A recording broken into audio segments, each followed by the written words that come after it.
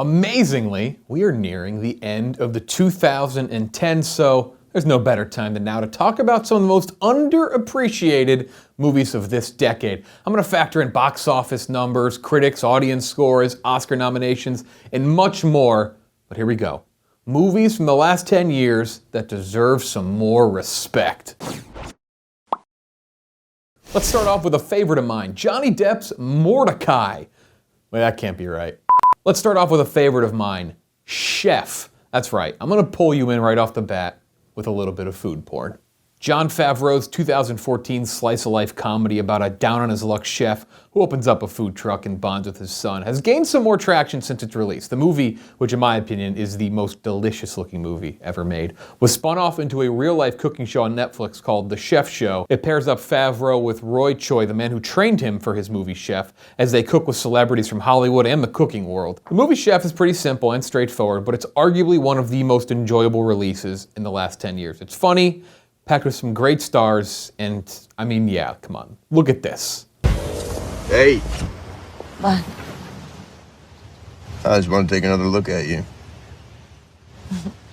Chef has decent critic and audience scores and made back its budget and more at the box office, but will always deserve just a little more love than I think it gets. I go as far to say that this is the easiest movie to sit down and enjoy with anyone of any age or demographic from the last 10 years.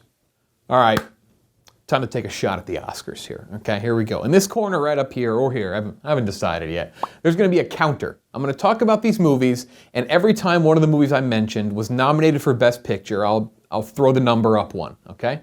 So here we go. These movies, they did have praise, but not enough praise, especially from the big show, the Academy Awards. And the number one most underappreciated movie, in my eyes, from the last 10 years, yeah, it's Blade Runner 2049. Blade Runner 2049 is as close to a perfect movie as it gets for me. Denis Villeneuve's sequel to the 1982 Harrison Ford movie is breathtaking, tense, emotional. It really is every buzzword you can think of to describe a masterpiece. Still, even with praise throughout the online community movie now, it really has gained respect. It doesn't quite get what it deserves. Not enough love at the Oscars, not enough love critically speaking, and most importantly, not enough love at the box office. Look at all these movies from 2017 that outgrossed Blade Runner 2049. Hollywood, that's Hooey Valley, Hooey Hollywood, where any office boy or young McCann. I'm gonna do a best of list, best movies of the decade, so I'm gonna hold off on Blade Runner 2049 for now. We're gonna leave it at what I just said. We'll get back to it. Inside Llewyn Davis is a Coen Brothers movie from 2013 that completely flew under the radar. It was critically acclaimed, but the movie about a singer looking for his big break is, as always with the Coen Brothers, a unique, dark comedy, also packed with some fantastic music. Inside Llewyn Davis was Oscar Isaac's breakout role, and had him singing with Adam Driver before they squared off in the Star Wars sequel trilogy. 3, 2, 1 second, please. Please, Mr. Kennedy, I don't wanna go In the outer space. Please, Mr. Kennedy. Oscar Isaac, Adam Driver, Justin Timberlake, what a great trio. Taylor Sheridan wrote two movies that did not receive enough award season praise, with his 2015 thriller Sicario, starring Josh Brolin, Emily Blunt, and Benicio del Toro. This too, by the way, was a movie directed by Denis Villeneuve. And of course, Wind River. The 2017 neo-western with Jeremy Renner and Elizabeth Olsen is fucking fantastic and featured one of the most intense scenes you will ever see in a movie. What the fuck are you doing? What? Why are you flanking me? What are you talking about? What the fuck do you think I'm talking about? You got us on three sides. Get your hand off that weapon. This is private property. Don't you put the fucking gun down! Put the fucking gun down right now! Put it down. Yell it. Stop your right now. Yell it. Luckily, the Academy did get it right in 2016 because it did show a little bit of love to Sheridan's movie Hell or High Water, which was great. Nightcrawler is a disturbing, unsettling neo-noir thriller that was critically acclaimed, but basically just kind of came and went, which is quite a shame because I truly feel as though this is Jake Gyllenhaal's best on-screen performance, and he wasn't even nominated for it. One of the better comedic duos you'll see in a movie is Ryan Gosling and Russell Crowe in the buddy cop movie The Nice Guys. While the Oscars really gave them no love, they still found a way to show off how dynamic they are together on stage at the show. Agree to disagree, okay? Look, what's that? Agree that you're wrong. Look, let's not fight. I mean, my God, we have 2 Academy Awards between us. This is beneath us.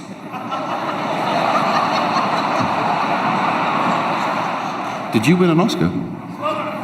Well, not when you put it like that, but you have 2 Academy Awards, so technically there's 2 between us, okay? Can we just...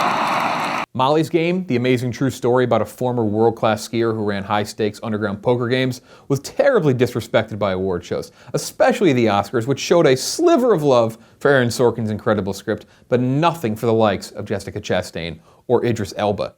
The Death of Stalin was one of the best movies of 2018. Not just comedies, overall movies, period. From Armando Iannucci, the creator of Veep, Stalin is absurdly hilarious. This one is always at the top of my list when I suggest movies to people. Annihilation is an incredibly polarizing movie, don't get me wrong, but its criminally low box office total is disappointing because the movie was bold in terms of storytelling, its insane visuals. It's a terrifying and thought-provoking sci-fi horror movie that leaves a lasting impression on really everyone who actually gets around to watching it. Blindspotting, another 2018 release that has it all, from dynamite performances all the way down to its powerful story and message. It was completely shut out of the Oscars as one of the biggest snubs of last year. And finally, how about Can You Ever Forgive Me with Melissa McCarthy? A smaller movie, so it understandably didn't receive a ton of mainstream attention. Can You Ever Forgive Me was carried by a witty script and the duo of McCarthy and Richard E. Grant. They both garnered nominations, with McCarthy being the best of the year in my eyes. But that movie, like, as you can tell, literally every other one of the movies I just talked about was not nominated for Best Picture. I know, do awards matter? Maybe not, but come on. We're talking about disrespect. Those are all disrespected. The Oscars showed them nothing. Now, when it comes to franchises, one that I feel as though was hurt by its predecessors is the new Planet of the Apes franchise. They might have been released well over a decade later, but the 2001 Tim Burton movie definitely left some stink on the reboot. You stink of humans.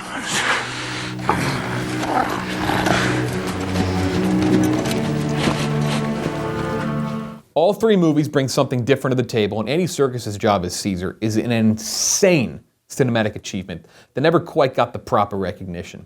The Hunger Games franchise as a whole was a bit disappointing, especially the final 2 movies. But Catching Fire is one I actually consider to be just flat out great. With such a brutal concept, Catching Fire was the one movie of the bunch that felt like it really delivered on emotion and suspense. It found a way to remain grounded and relatable in such a futuristic, different world. They also changed Josh Hutcherson's hair from the first movie, which, I mean, yeah, it did help a lot. People joke all the time about Fast and Furious in space, but we basically got that already with Justin Lin, former Fast and Furious director's movie Star Trek Beyond.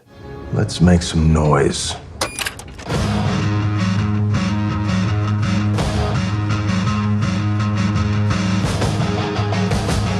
That's a good choice.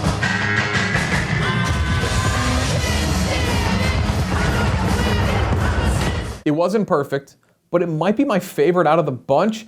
And that's kind of what makes it so awesome. Following a pretty big letdown with Star Trek Into Darkness, Beyond was everything I wanted to see with the Star Trek soft reboot franchise. Unfortunately, the franchise has now been in production hell ever since, so go figure. Tom Cruise was actually in another underappreciated action movie with 2014's Edge of Tomorrow. Or was it Live, Die, Repeat? Why does this movie have 2 names? The Groundhog Day-esque concept took this Emily Blunt and Cruise action movie to another level, and the twists and turns were outstanding. There were a handful of action comedy releases from this decade that were excellent. When people talk about the best comic book movies, not enough mention Kick-Ass. The one-of-a-kind artistic feel of the movie from Matthew Vaughn is a breath of fresh air to watch from an overstuffed genre, and features a glorious Nick Cage role. He should call himself Ass Kick instead. Edgar Wright's Baby Driver is another movie that did get a good helping of praise, but it isn't talked enough about how funny it is. What the fuck is this mask? Austin Powers. Doc said Michael Myers. This is Mike Myers. It should be the Halloween mask. This is a Halloween mask. No, the killer dude from Halloween. Oh, you mean Jason? No! And how captivating it is in terms of visuals and sound.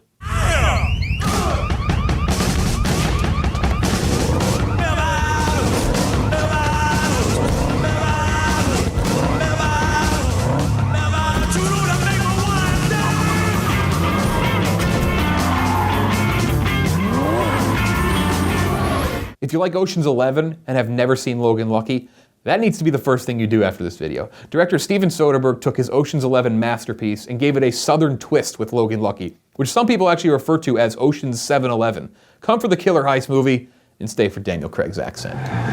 It's negative. We can't bring anything through them gates. No explosives, no guns. And I absolutely have to mention the British sci-fi horror thriller movie, Attack the Block. Another breakout role for a Star Wars character, John Boyega's debut movie is an absolute blast. There's some great laughs, and the movie tosses in solid alien action as well as some actual horror. It's a fantastic mix of elements for a movie that many people really haven't seen. Horror and thrillers really picked up steam at the end of the decade, but there were a few unheralded releases early on and in the middle of these last 10 years. Cabin in the Woods is more of a horror comedy, but it's so far-fetched in the best sense of the word, and out there mixing in and pulling from horror ideas of the past. Cabin in the Woods bent the genre and succeeded very well in doing so. I'll admit, when I saw the trailer for The Gift with Jason Bateman, Rebecca Hall, and Joel Edgerton, who also directed the movie, I thought it looked like a steaming pile of trash. But boy, was I wrong. The Gift is an expertly crafted psychological thriller. It's creepy, it's dark, and will have you feeling uneasy throughout. It's quietly one of the best thrillers from the last 10 years. And when it comes to horror, I think silence is as terrifying as anything, and that is the MO with the movie Don't Breathe. It's a very fucked up movie, and Don't Breathe had me as on the edge of my seat as any recent horror thriller release. Okay, speed round time, here we go. This is a list of movies that I just don't feel as though have been talked enough about or talked enough about in a positive light as we get ready to enter the 2020s. If you have not seen a movie on this list, write it down. Write it down, make sure you go check it out. End of Watch is a deeply dramatic and realistic cop thriller with top-level acting from the likes of Jake Gyllenhaal, Michael Pena, and Anna Kendrick.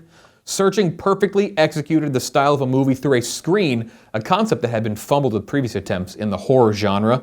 You'd be hard-pressed to find a more delightful movie than Sing Street. It's a wonderful musical that will honestly, it'll leave you wanting more. Are you not a believer in Robert Pattinson as Batman? Watch the movie Good Time, and you'll see his incredible acting chops at work. It's a stunning movie to look at and comes from the same people who made the upcoming Oscar-contending Adam Sandler movie, Uncut Gems. How about this one? The Muppets. Yeah, I said the fucking Muppets. Damn right. Brawl in Cell Block 99 is a brutal movie, but also a career best performance from Vince Vaughn. I think it was in theaters for like a week. Regardless, not many people saw this, and I promise it is worth your time. I'll even slap a must-see on Brawl in Cell Block 99. Safety Not Guaranteed is a bit bizarre, but it sure is entertaining and a lighter movie with a super original story that should satisfy anyone out there looking for something a bit different. 10 Cloverfield Lane is easily the best movie in the bizarrely put together Cloverfield franchise for me. The claustrophobic setting helps it become a pretty great feat in making a one-of-a-kind sci-fi thriller. I always felt as though Place Beyond the Pines was received in a bit of an unfair light and is a better movie than people make it out to be. We need more Ryan Gosling and Bradley Cooper movies. Lastly, I say with confidence that the best music biopic of the decade is Straight Outta Compton. It's a movie that said so much, delivered it with excellence, and still brought the musical elements audiences wanted to see and hear. As we've learned, that is not always easy to achieve with the music biopic genre. Let us know in the comments section below a movie that you feel was underappreciated from this past decade. Also hit that like button, that'd be a big help, and subscribe as well. You can also rate all 2019 movies in the links below. Thank you for watching, and enjoy any movie you watch tonight or this weekend.